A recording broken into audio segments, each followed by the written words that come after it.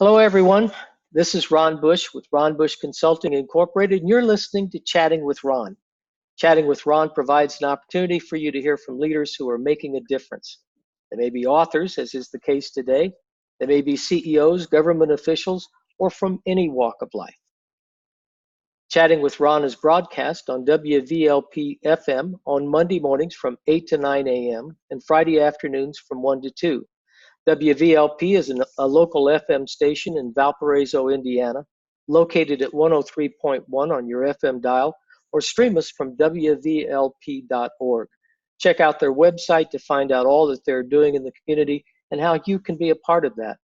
Also, check out Ron Bush Consulting to see what we're doing in the planet, and visit us. If you'd like information on how we can help your business, drop us a line. The email address is there. If you prefer to listen to us on demand, you can find Chatting with Ron on Apple Podcasts, Spotify, Overcast, Breaker, and many more. Just look for us on your favorite podcast platform under Chatting with Ron. We're hosted through Anchor FM, and if you're wanting to try podcasting for yourself, I heartily recommend them. Now, we've got a great guest for you today. Many of you probably heard Larry on part one of this interview. Larry Young has written an excellent book, Walk the Sales Plank, over 60 proven sales strategies. He's a popular keynote speaker, and today we'll be discussing leadership, a skill that is always needed and a subject that always needs teaching. So welcome, Larry. It's great to have you. Yeah, thanks for having me back. We had a great conversation last time, and we spoke about business development strategy in your new book, Walk the Sales Plank. I hope our listeners have checked that out. If not, I hope they do. It's an excellent book, excellent read, and great tools downloaded from your website. So by all means, before we get off, give your website address, how people can connect to you. I see you, especially in reading your bio, that you became known as a market resuscitator, and that you were brought in to rebuild markets that were somewhat left for dead. We can focus today, and I'd like to, on what it takes to lead that type of massive change. Absolutely. Go ahead and let's start. Why would you take on such challenges over and over? Didn't you want an easier road? Yeah. Well, some days, Ron, I think I did. You know, when you looked out the window and said, "There's got to be an easier way." You know, some leaders are great at running mature markets, you know, and whatnot. And I acquired that skill over time. But I was brought in the market resuscitator, so I was a market president, and I was brought in. The market resuscitator is kind of one of those legendary titles that people start to give you because of success that you've had. But could I have had an easier way? You know, absolutely. The first job, the first market that I took over, I was the only person that applied for the job. Wow. Nobody wanted it. It was one of those markets that were losing money and the people weren't engaged. They had a poor reputation in the community. You know, there just was nothing that was going well. And my manager said to me, he said, "Okay, now that's the truth of what you're looking at. But Larry, if you could turn this around, you're going to be afforded all sorts of opportunities." And so that's where the career started in terms of taking over those markets, turning them into something. There's an interesting research. I just told a couple thousand leaders this at a keynote speech, not that long, last fall. And the Genome Project did a study, and they looked at 17,000 CEOs. So they analyzed their behaviors. And one of the things that they found, Ron, is from the time that person got their first job to when they became a CEO, 24 years. That's how long on average it took somebody starting, let's say, in the corporate world to reach that rank. But then they started looking at the individuals that did it in half the time or a third of the time, and what were the characteristics of those people, of leaders. And one of the common themes was that they all took on a mess, where they took on something that nobody else wanted to do, and they turned it into something. And that gave them the fast rise. And I'm kind of a testament to that. Yeah. Wow. Yeah. When you stepped into these markets, what were the first thing you analyzed? How does it apply? I guess, does it apply to businesses that are also doing well? Do they all have to be, I guess, in shambles, or do the same principles hold true for both? No, mainly the principles hold true, whether it's a startup, there's maybe just more focuses on certain things. So there was really, first and foremost, I looked at the people. Were the people engaged? Did I have the right people? Was there a process in place to be successful? Those are things. A lot of times there's a lot of animosity. The culture is something that I looked at and spent a lot of time. Was the culture of people that wanted to win and do something good? Was there a vision? I always looked at that. Usually when I took over for a leader that maybe hadn't performed well, there was usually a lack of vision. And then the last thing, which we talked about in the first podcast, which was really having a process to grow revenue, profitable revenue. And that's why I wrote the book, Walk the Sales Plank. That focuses just on that particular one.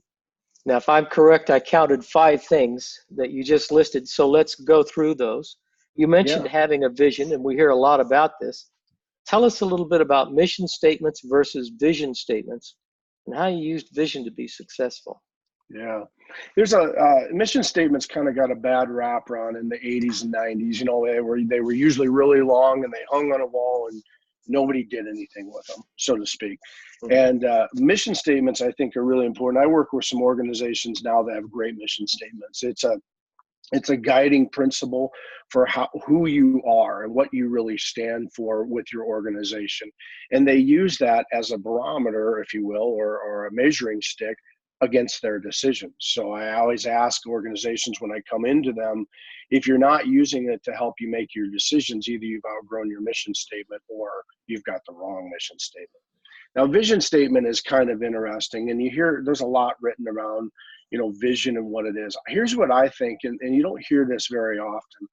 Vision statement has a lot of different contexts that you use in business, but here's the thing that I always found is it always helped guide my people during the tough times. So when you have a vision statement really is designed to say, here's what I want to be as an organization when I grow up. That's what I always say, what do I want to look like when I grow up?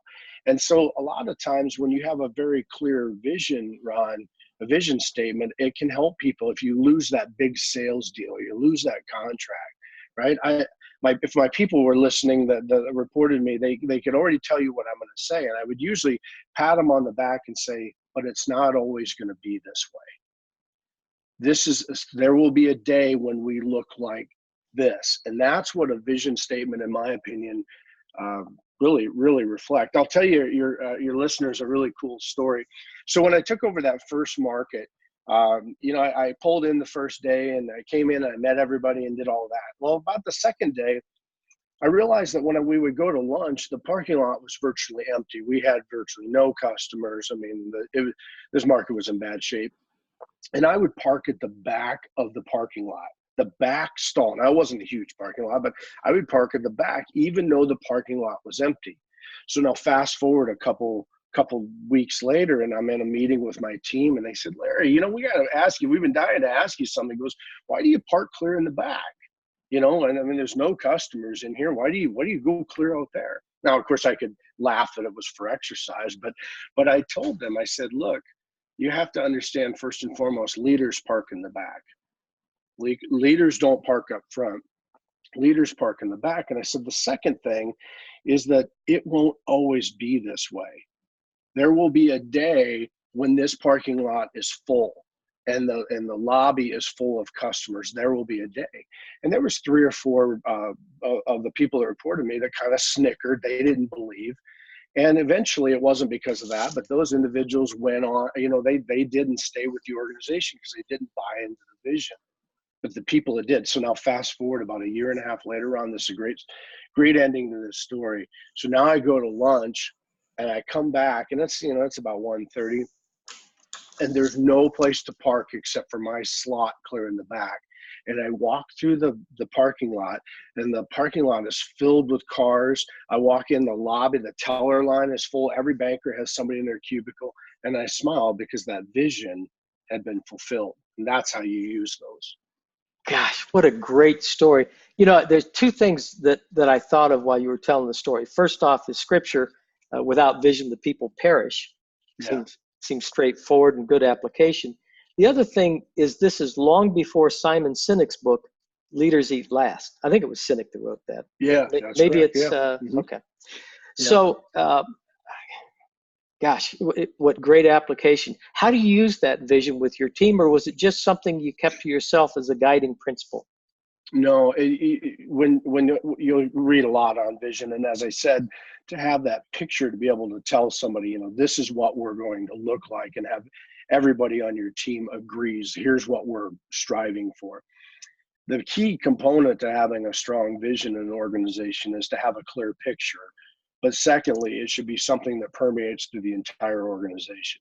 Everybody should say the same thing if asked. And and the only way you do that is by talking about it all the time. So as I said, we use it as a guiding, if we had a win or we had a loss, it was always, hey, we're not always going to look this way. Ron, tell me, how are we going to look? And my people could then start to answer, hey, boss, we joke, this is what we're going to look like when we grow up. There's we used to have this men's night, local country club, and we would, on Thursday nights, we would go and golf. I and some of my executive team, and the idea was that we would use it as networking with future prospects or even current customers. And so now I'm golfing with 3 guys, and then we get done and we're having a meal afterwards. And one of the prospective customers looks over and says, Larry, he said, tell me, what is it that is your distinct advantage over the 9 other banks that are here in town? I mean, what makes you so special? And so I proceeded to tell them, I went through kind of my rehearsed, type thing. And he leaned back at Ron and he smiled and he says, I've golfed with 3 of your bankers on separate occasions, and I asked them the same question. They told me the same thing. All right. That's when and then you sit back and smile as a leader, like, yeah, we're all moving towards the same thing, and we're all saying the same thing to the community. And those are wonderful moments as a leader. Gosh, that's great. What a great story on how you've affected culture where you're at. Culture is another thing that you looked at. A lot's written about it. I think of Peter Drucker, the godfather of business management, or I don't know what you call him, wrote and said a lot of neat things on culture. What does it mean to you, and how do you really change it in an organization? Yeah. Culture, again, as you mentioned, Ron, there's so much written about it, but really it comes down to a couple things. First of all, culture, I believe, is the personality of your group. And so I've always said that when you create a culture, it's the environment that creates the fulfillment for people while they're moving towards that vision. So what does it look like when you walk in? I mean, is it excited? Are people want to be there? That type of thing. And so a lot of people will ask me, well, how do you do it? How do you create it? And I'll give you 2 things that you don't normally hear. And culture is bought and culture is intentional.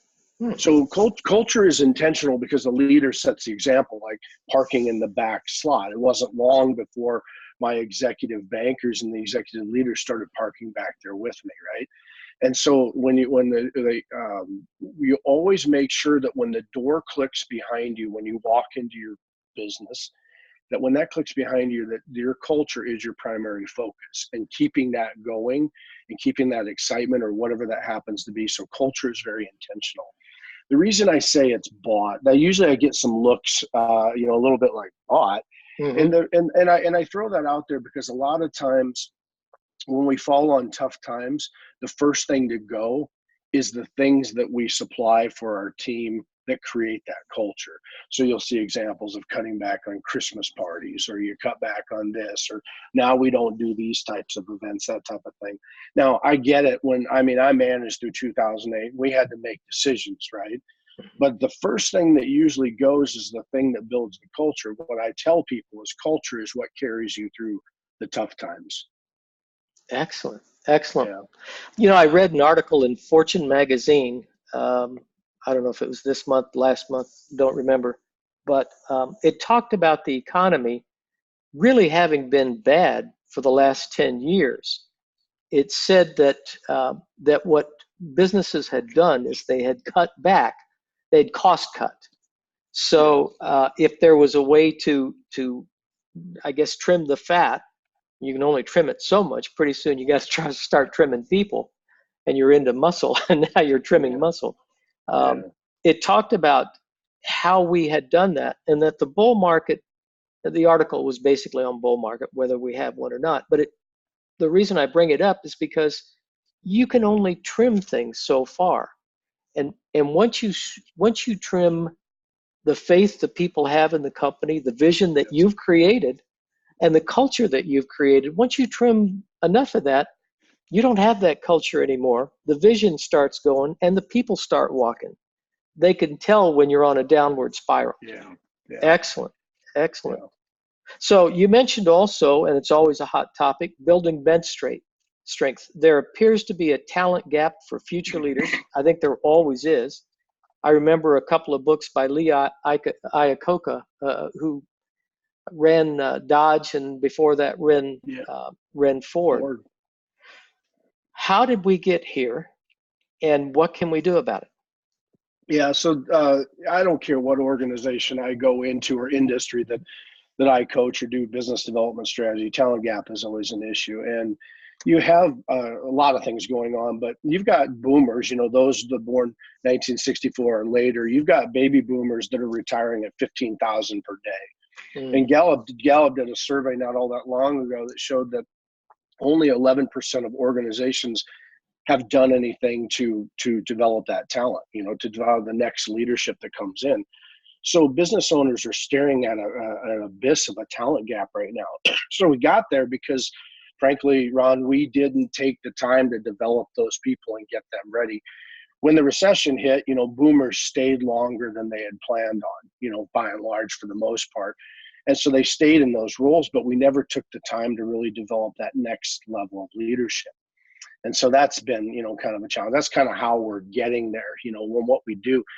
One of the things that I when I go into organization, there's a huge opportunity for organizations to leverage, and they're usually ones that have some type of frontline manager, maybe a couple layers of leadership before the executive, and we don't do enough to develop that frontline manager right away. Usually, what we do, Ron, is I see organizations, they'll promote somebody that's proficient at their position, as an example. And they got all the tips and tricks, and they've been very good, and they show these leadership skills, and so we promote them. The problem is that we allow those individuals to drift into what I call becoming a worker bee. So if I got promoted, I don't have any management skills right now, but I'm good at the job that we're doing. So now it becomes, hey, Ron, I can help you with that. When you come to me as an employee, I can do that. I can help you. I've got the answer for that. And in the end, what we end up losing is they don't allow their people to grow, and they don't grow because they get stuck. And of course, we celebrate, especially in the Midwest, we celebrate, that leader, they're rolling up their sleeves and they're digging in. But the problem is they're not developing real leadership skills. Right. So I encourage organizations right away, when you promote that frontline manager, even if it's every 2 weeks or once a quarter, spend a couple hours talking to them about culture or negotiation or giving good feedback, or how do you motivate people? How do you lead? How do you delegate? These tools that you learn along the way, but start that right away. Mm-hmm. And then it won't be any surprise, when you're ready to pull somebody up to replace that leader, you've got a pool of people for it. But a lot of times I kind of, what I call it, Ron, is I call it quiet management, which is the idea that you were really good at your job. Now I've promoted you, so just handle that. And sometimes they get forgotten. Those frontline leaders get forgotten. Yeah. And it's a great opportunity. Yeah. You bring up several things. One, I think of the Peter principle, that people on the I guess the worst viewpoint of this, they're promoted to their level of incompetence. I also think of older generations. I love to read history, among other things, and I know that that each generation, and I'm just addressing American generations, seem to have forgotten to pass along many of the values, bless you, many of the things, that the strengths that they had in their generation, they just failed to teach them. When we fail to teach our children what's important to us, they grow up without knowing it. And so I think the same is true in leadership. I think it's true just about everything. I'm in cybersecurity. The sibling podcast to this is the Information Playground, and I often talk on there how there's such a dearth of skill level. In this year, 2020, we're supposed to hit 3.5 million jobs that go wanting simply because the skill level isn't there. And I've been harping at universities and then community colleges. I've been working with, in one particular case, Ivy Tech is it's the largest community college in the country. I don't know how many students they have, but it's 30 or 45 campuses. They're huge. They're the only community college that the state of Indiana endorses. They've tried to lead the way to this, and a lot of things may be coming together. They're now in the high schools promoting cybersecurity skills. And I see, Code Academy, different things on the web that are free. People are finally talking about it, but here we are. It's almost like World War II all over again, where the war is already almost won by the other side, in this case, cyber criminals, and we're finally deciding to get into it. Yeah. I find that same lack of foresight, lack of planning and preparation, and passing along skill sets, teaching skills, when we talk about leadership, when we talk about anything in business like what we're talking about. That's right. That's right. You made an interesting comment there, and I'm glad you actually brought it up. It's the idea of the Peter principle, which you promote somebody to a level of incompetence. The reason that I think that there's a gap there is a lot of times, in my opinion, the idea of the Peter principle means that you've been pushed up and you've been tested to a point where you have finally found, the peak of maybe your abilities. The issue that I see is that frontline leaders in that next level aren't being trained and given the skills, and then people just assume that the Peter principle is in effect, right? Mm-hmm. That's as good as that person will be. And the reality, so what I challenge a lot of times executive leaders is I'll say, but have you tested them? Have you allowed them to fail? Mm-hmm. Have you allowed them to try an initiative? What skills have you given them to kind of do that? And then you'll get those blank stares, because that Peter principle is kind of, whether consciously or unconsciously, they just assume that that's as good as that person was going to get, and they've never been tested. Test somebody. I test my people all the time, and allowed them to fail. And Ron, that's when they grow, is through that failure. That's the perfect way to do it. You have some control over the consequences.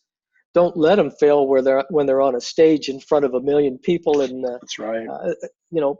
Nurture them and help them and prepare for that opportunity. So I want to transition. We're getting fairly close. We're about a third of the way into the podcast, a little better than that. I want to talk about you as a business coach. You talk to a lot of leaders. You're a keynote speaker. What has changed in leadership over the 2+ decades for how leaders develop the ability to lead?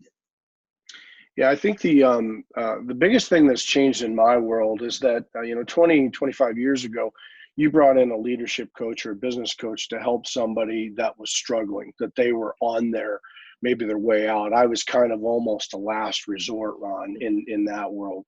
And so the conversation has changed, so then it was more, I'm making suggestions. So if you think about a coach or a consultant, a strategist or a consultant typically gives the answer. I see a problem, fix this. Mm-hmm. And so that was kind of the relationship that we had with executives at that time. And this is before me, but that's kind of where it started. Now the relationship is more collaborative. I typically am brought in for somebody that is doing well, that shows potential, but maybe has a couple areas that they need to kind of focus in on.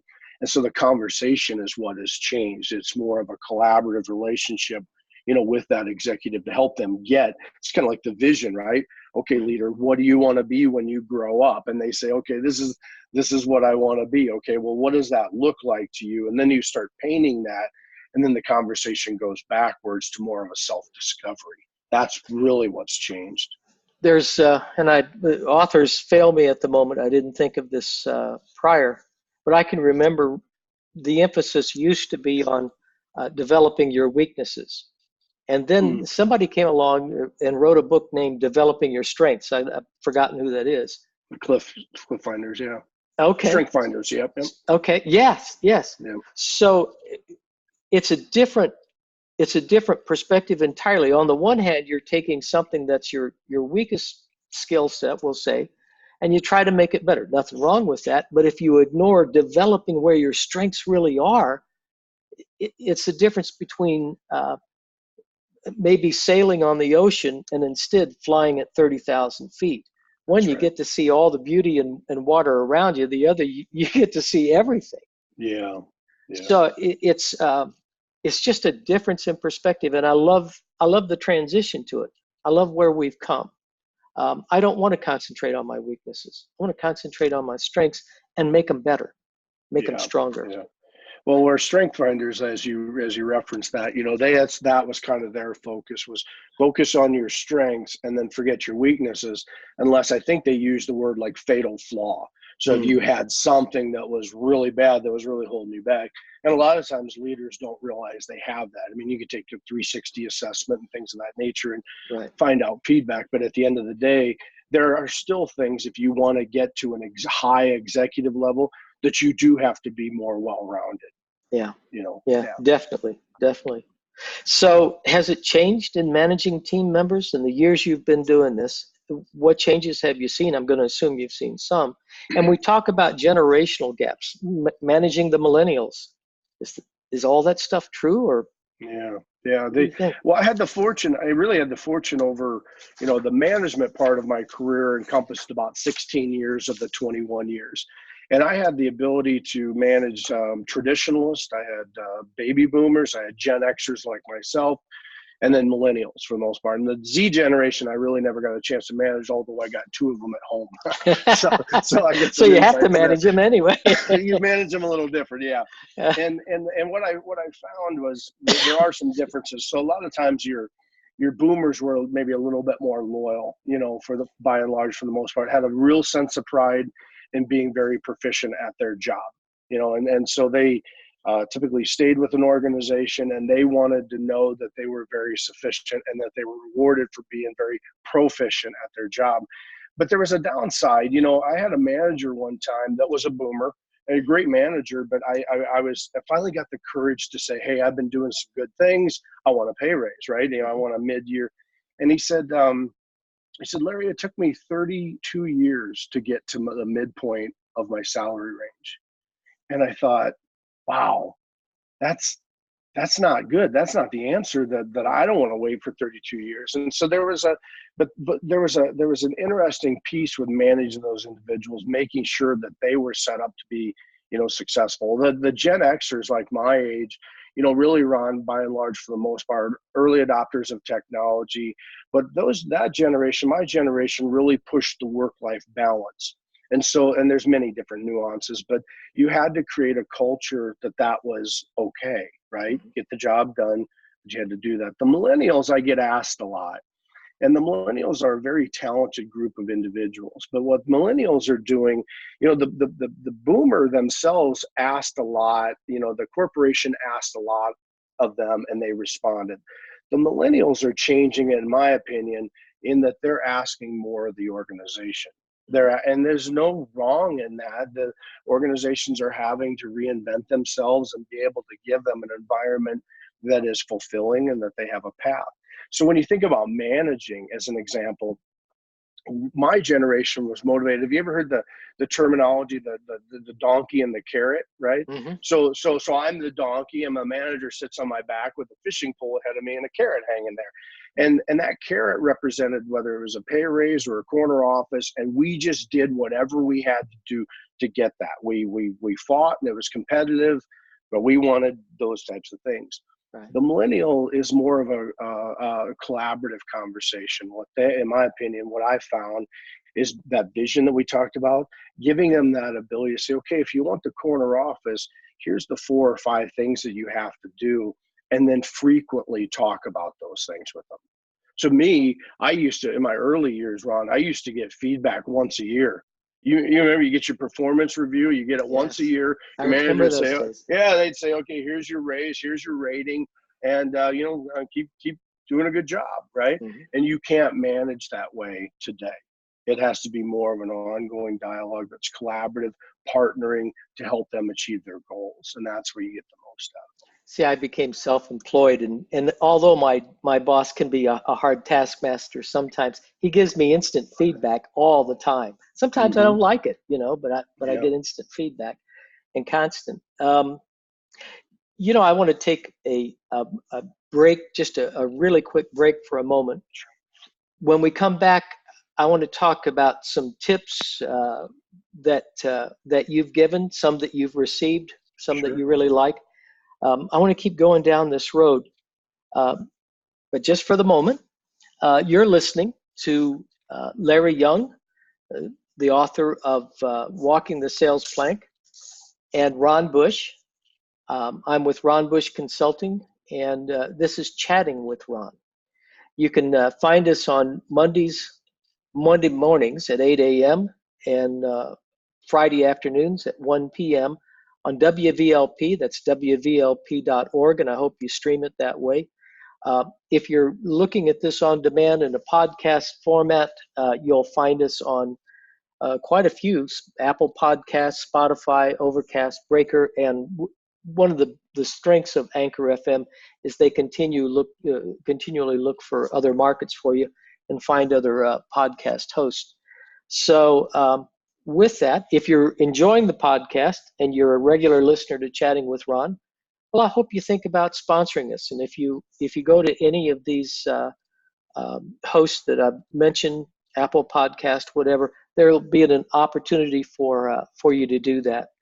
Um, with where we're at with Larry, I would like to, I don't want to forget, would you let people know your website and how people can get in touch with you? Maybe it's by email, maybe it's just going to the website. What works best for you? Yeah, boilingfrogdevelopment.com is my website. So you can go on there, and there's some tips and some information, some downloadables and things. Otherwise, you can reach me at sales@boilingfrogdevelopment.com, and that's my Excellent. direct email. And so I try to return those within 24 hours. Great. Boiling Frog. There's an old book, The Frog in the Kettle, or something like that. Hmm. Does this have something to do with that, or how did you come up with the name? It has everything to do with it. So we've been talking about leadership and building culture, and a lot of times when you would go into those markets, the team that was already there didn't realize that things had changed. And so it's based on the parable of the boiling frog, which is if you throw a frog in hot water, it senses the danger and it jumps out. But if you put it in cold water, slowly turn up the heat, it doesn't realize that the environment had changed. And in most of those markets, a lot of times they didn't realize that things subtly changed over time and that what they were doing wasn't working. And so the parable of the boiling frog, that's why I formed the name Boiling Frog Development. Yeah. Excellent, excellent. Well, let's get back to it. As a leadership coach, you obviously give tips. If you'd like to share a few of those, that would be great. But let's start with the best tip you've ever received. Maybe the best three Wow. if you got more than one. Yeah. Well, I've gotten a lot of great tips over the years. There's one that I think resonates, especially when you're trying to grow market share or you're trying to grow an organization. So we talked about vision and that type of thing. But it was 2012, and we had come off, the teams of mine had all come off, 6-7 years of just great, outstanding results. I mean, goal here, achievement, was clear up here. And so at the end of 2012, we barely hit our plan, so we just right at our goal. And Mm-hmm. nobody thought anything of it. But I made the mistake that most leaders do. It's kind of the idea that, work harder, so you just continue, if something worked in the past and then slowed down, well, then just put more time in. So I worked harder rather than smarter. And so, 40 hours became 50, and 50 becomes 60 and 70 and 80 and on forth, demanding more of the team. At the end of 2013, Ron, that same collective group of people hit half of our goal. It was a dark time. Yeah, we hit half of it. So you put all that work in. So I went to, I couldn't figure out, well, what is really fundamentally changed? We got vision, we got all this type of thing, we're doing everything that we had done in the past. So I went to a mentor friend of mine, and I asked him, I said, this is what's happening, and I just can't seem to figure this out. And the question that he has asked me radically changed my leadership after that, and will even change your listeners. The question that he asked me was, when is the last time you did something for the first time? Hmm. Yeah. And I had the same reaction, like, wow, It's been a while. And what I realized is that one of the biggest killers of success is success itself. Yeah. And so a lot of times, Ron, we get complacent. Things are going, and so you quit kind of looking to innovate. You quit doing things. There's nothing wrong with process, but you still have to be kind of looking at what are the changing economic factors out there, or things that outside are going to affect my business, and are we adapting to move? And I realized that it had been a while since I had done something new. And so I learned to just start reinventing myself, and we were back, back going in a short amount of time. It reminds me of Zig Ziglar. Used to love to talk about, everyone knows what a grave is. A rut is just a grave with the ends knocked out, and Yeah. that was one of his lines. I can't tell you how effective that tip is. It's been a while since I did something new. Although I will say, joining NSA was new for me, but it was just part of a plan. It was just a continuation. I love that. I'm going to give it Yeah. some more thought. Yeah. So I would think, and I'm sure others would agree with me, that you're at the top of your field. You're published author. You're a ready, recognized keynote speaker. I've often heard that it's lonely at the top. It's an old cliche. How Hmm. did you stay motivated ahead of your team when you were leading them, providing the vision? And what do you do now? Yeah. Yeah. How do you No, stay that's good. motivated? Yeah. Well, especially when, we talked about culture and mission, and we talked about the vision, and you have to paint that. And so you have to come in every day, being able to do that when you don't want to do it, right? Hmm. So how do you stay motivated? There's two things that I always focused on, and they're some of the best tips I would give back. First of all, readers are leaders. Readers are leaders. And if you ask my boys, my two boys, I said the Z generation, I Hmm. said, if you said readers are, they'll both finish the statement, because I say it all the time. But your top CEOs today, Ron, read between 50 and 55 books a year. I mean, and that doesn't matter whether that's a wealthy Warren Buffett or a Bill Gates, all the way down to a Mark Zuckerberg or a Elon Musk. These people read books, and the reason why that's important is you can't stay stuck in your comfort zone when your mind is moving forward. Yeah. And so when you're picking up a book and you're reading something on culture or feedback or whatever it happens to be, you're learning something, a tip or something that will make you better. The second thing that is really powerful, and I do this in the coaching, I kind of force this in a way, but do you have a personal board of advisors around you that are designed to push and help you develop a certain skill? So think about the strengths and the weaknesses. I'll give you a neat story, but most of your listeners, if I say the word Roger Bannister, the name Roger Bannister, most people recognize Roger Bannister as being the first person to break the 1 mile in 4 minutes, right? A feat that nobody thought could happen. And even as he approached that and got close to it, people thought that it was humanly, physically impossible. Now, usually when you hear the story of Roger Bannister, most people talk about once he broke the barrier, then people then started flooding in, and now there was no limit, right? People could now start to attain that. And that's a great story when you think about Roger Bannister. But there's a narrative in that story that I like. And Roger, when he broke that day, and I think in 1954 or 55, he used something that was controversial, but it was legal, and he used pacers. And the pacers were individuals that were on his team that could run as fast as Roger. They just didn't have the endurance to go the whole way. And so that day he used 2 pacers the day he broke that. And his only job was to keep up with them. So those guys are watching the clock. They're running as fast as they can. And when the first pacer runs out of gas, he kind of fades away. The second one comes in and he kind of keeps the pace going, watching it, that type of thing. And it's 4 times around the track. So about 3.5 laps in, that pacer loses. He can't go anymore. And then Roger gallops into history, right? And then he breaks the record. If you've seen it, he falls into the people. He's got nothing left. Yeah. So the question that I always ask leaders, and it's something to challenge your listeners with, are who are the pacers in your life? Who are the people that you put in your race, if you will, to be able to push you on certain aspects of your development that are going to hold you accountable and set the mark? So if I need to find something, if I'm in an organization, I need to give better feedback, I need to find a pacer, if you will, that is great at giving feedback for people and let them set the standard for me, so that when I'm done, I can kind of fall into the arms, or however you want to, the analogy, you know, I just don't have anything left, meaning I've got somebody that's always going to push me and give me the information. One of the best powerful tips I could give any leader: who are your personal board of advisors? Who are your pacers?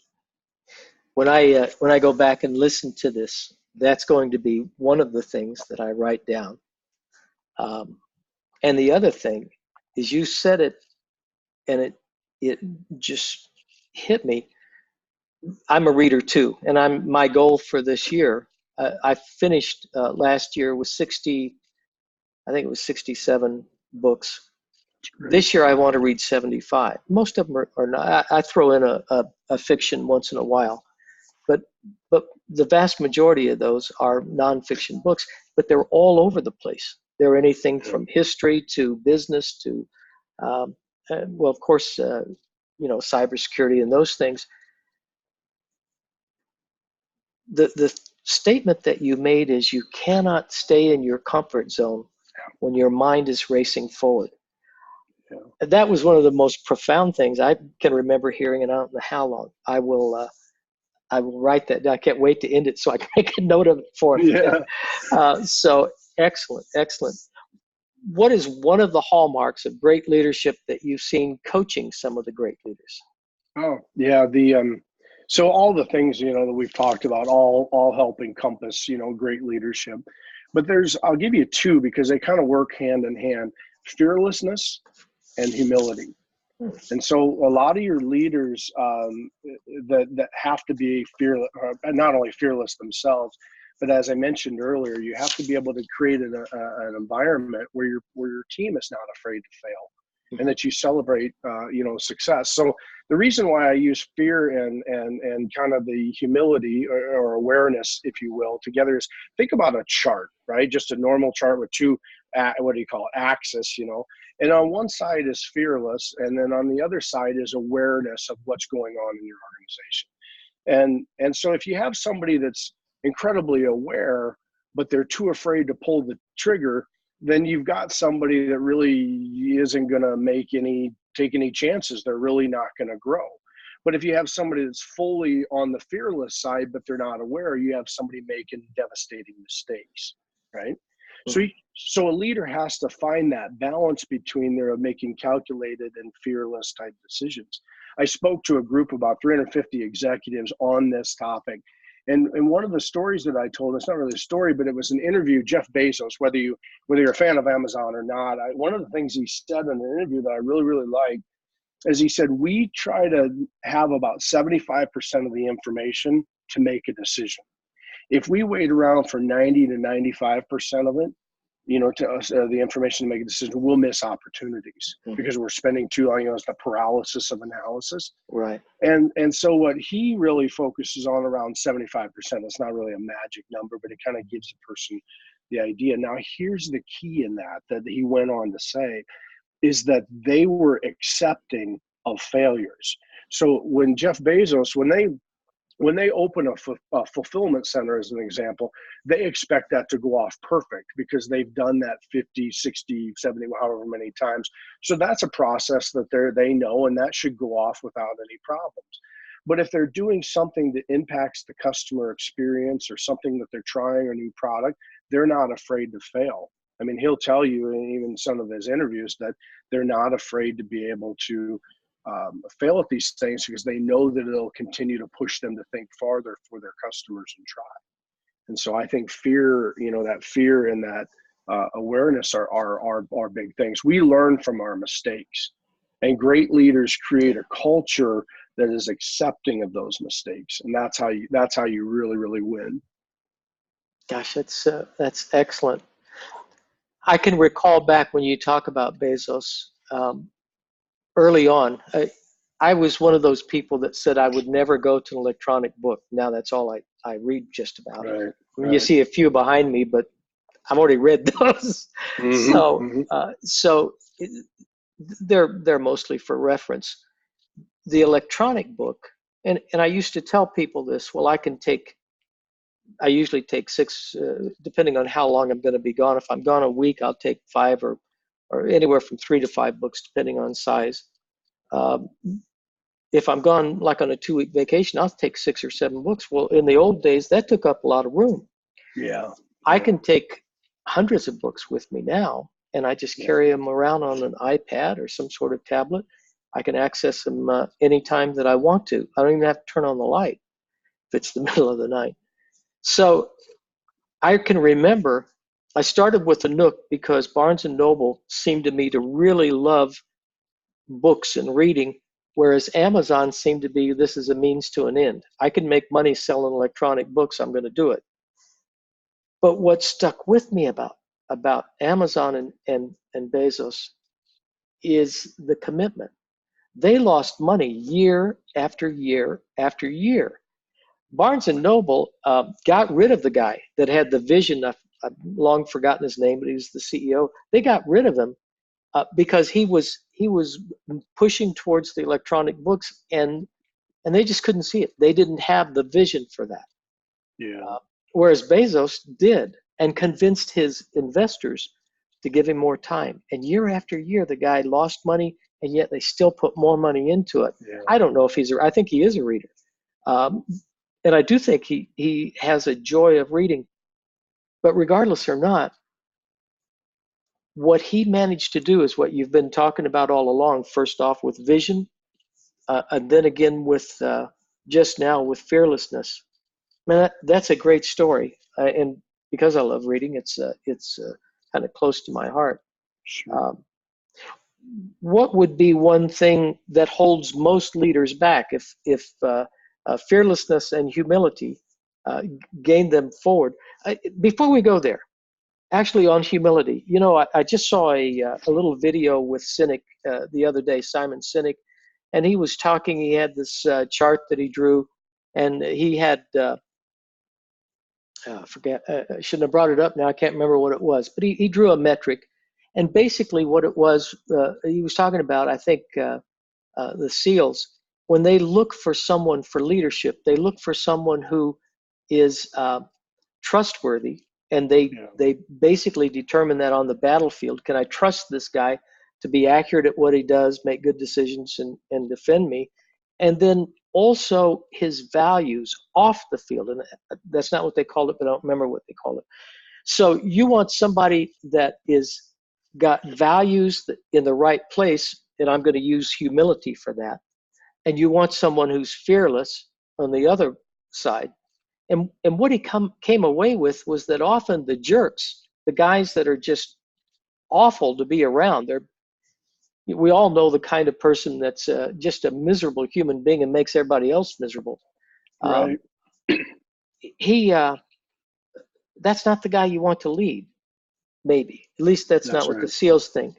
They want somebody who has the ability to accomplish that, but they want the values there. He's got to be a real human being that treats others well. That's the humility side. Yeah. And really, humility is easy to do in an organization if you're not afraid, if you create a culture that you're not afraid to fail. Right. So they kind of go hand in hand a little bit, that it's okay to jump, right? Or to jump into an opportunity if you have a boss that supports.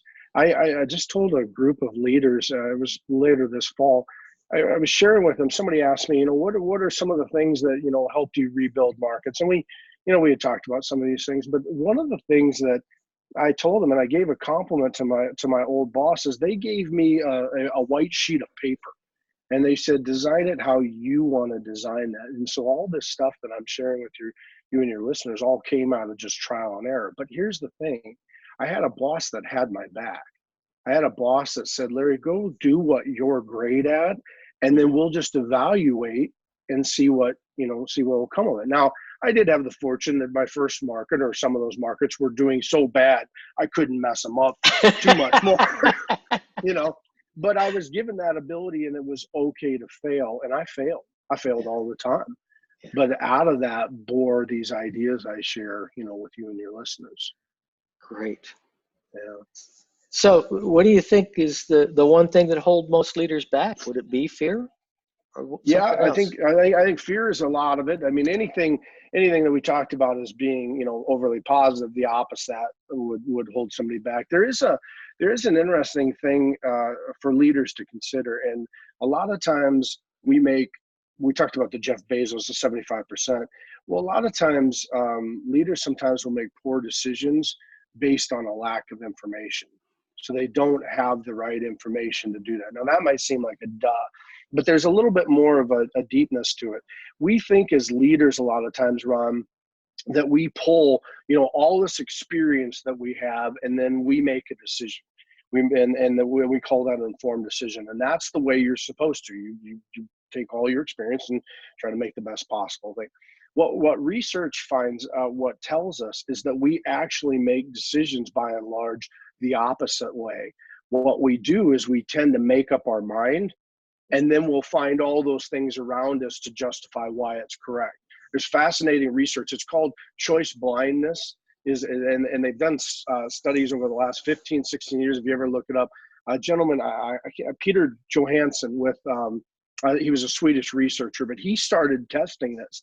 And what he would find is he could manipulate, like you would do a survey, he would switch the answers through sleight of hand it back to you, and then you would sit there and justify why you made these decisions when they weren't even the decisions you made, right? And it's fascinating. Yeah. He did it in many different scenarios and things, but what it shows is that we make up, I guess I said, we make up our mind, and then we'll do anything to justify it.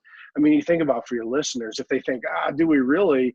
You don't have to go much farther than talking about politics or religion, right? Mm-hmm. To come across somebody that's going to go, I got my mind made up, and they can quote whether it's scripture, or they can read anything they heard or something to justify why they're right and you're wrong. Mm-hmm. And so I share this with leaders a lot, because I start to challenge them a little bit around, what's the premise behind making that decision? How did you really come to that? That type of thing. And what you'll find is that they make decisions actually the opposite way that is the most effective, and that holds them back. Wow. Yeah. I think Johansson is the same guy that wrote Factfulness. I think it's the same guy. Gates recommended that. He just died not too long after finishing Factfulness. Excellent book. And it sounds like something he would do.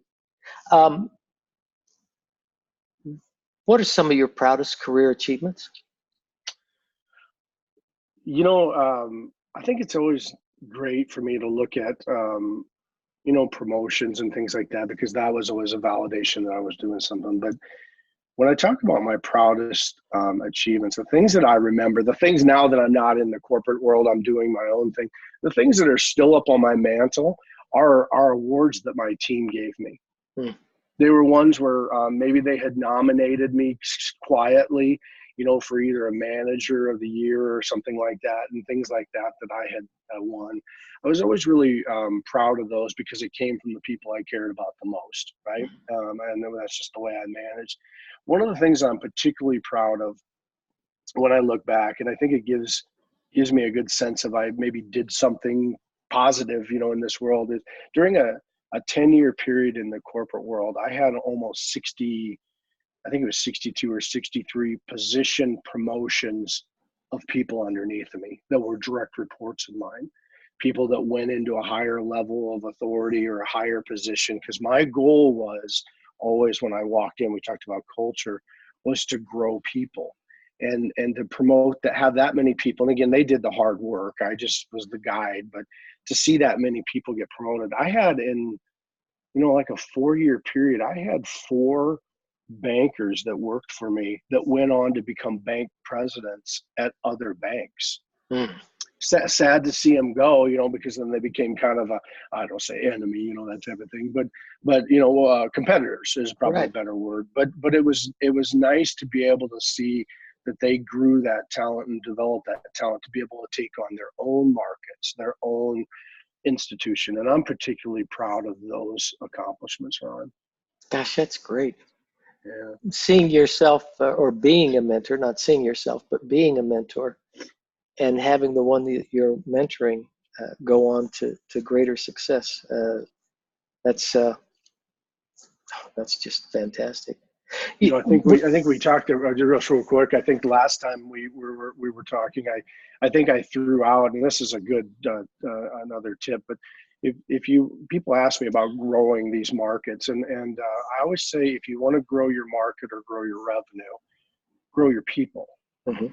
And that was something that for me, we talked about culture. When the door clicked behind me and I came in every morning, that was the ideas. Is I just always felt like I could, if I poured myself into my people and develop them, whatever skill, be on top of it, understand what skill they want and their vision statement, where do they want to be when they grow up. And if I always focused on that, I could retain them. They were getting better, and it was a better experience for my customers. So when people were frustrated early on, you can about imagine, because I said it a few times, but I would look at them and say, it's not always going to be this way. Mhm. Eventually, you're going to be the banker of choice in this market. People are going to come to you.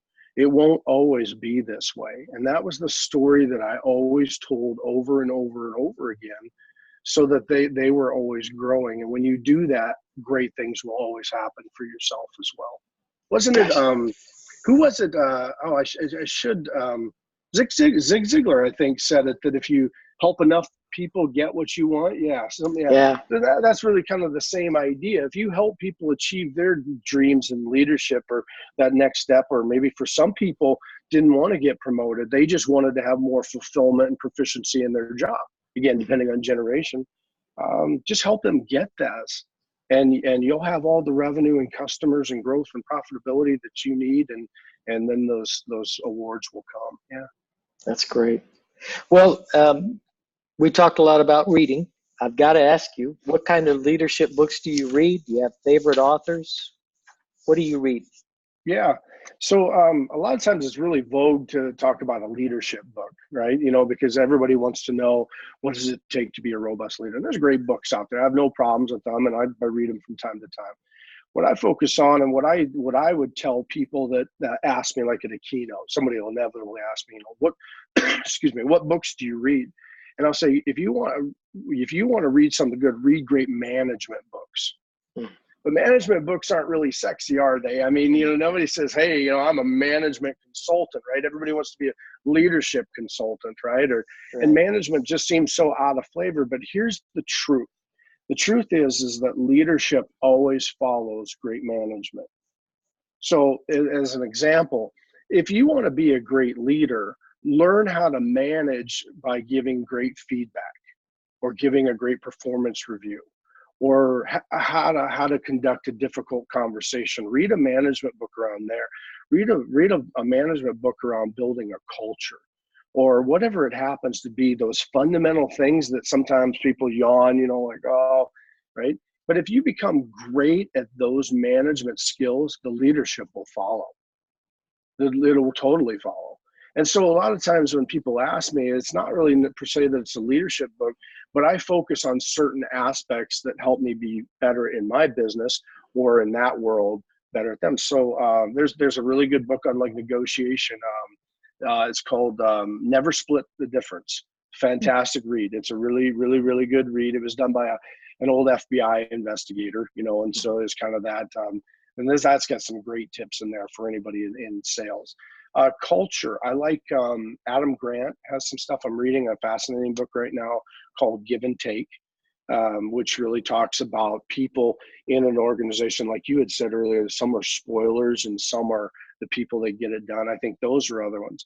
There's of all the books I read, I'll even go this far, and I get nothing for this, but all the books I read, there's one that I read about a month ago that I just wished I would have read 15 years ago, and it's called The Power of Moments. Have you read that, Ron? No, no, I haven't. Yeah, it's a must read. So the power of moments, and it's really the idea of that you have great things happen to you in life that you remember, and then Hmm. you have bad things in life that you remember, right? And those things just happen to us. But what do you do day in, day out to create moments that are powerful for either yourself or for others. And I think it should almost be a must read for most managers. Again, I don't get anything for it, but I could not put it down. And I thought about it. It's something that you can apply to your personal life, like a moment with your child, right? And how do you have a conversation that creates a moment that they'll remember forever? Maybe a moment with your wife. Okay, that's on the personal side. But on the professional side, how do you pull an employee aside and say, you know, Ron, you're not doing so well. What's going on? Right? How can we make you better? Just creating a moment that they'll remember forever, that'll change their life, and being very intentional. I love that book. Love that book. Sounds great. You convinced me. I'll be picking that up today. Yeah. All right. Well, with that, we've reached the end of our program, and what a great note to end on. Larry, it's always a pleasure having a conversation with you, seeing you in person or virtually. It's both a treat. One last time, how can people get a hold of you? Yeah, so email at sales@boilingfrogdevelopment.com is one way. Otherwise, you can go to my website, which will have that information on there at www.boilingfrogdevelopment.com. Excellent. People can get a hold of me at ronbushconsulting.com. Email me, ron@ronbushconsulting.com. Check out the podcast and Apple Podcast or whatever hosting platform you prefer.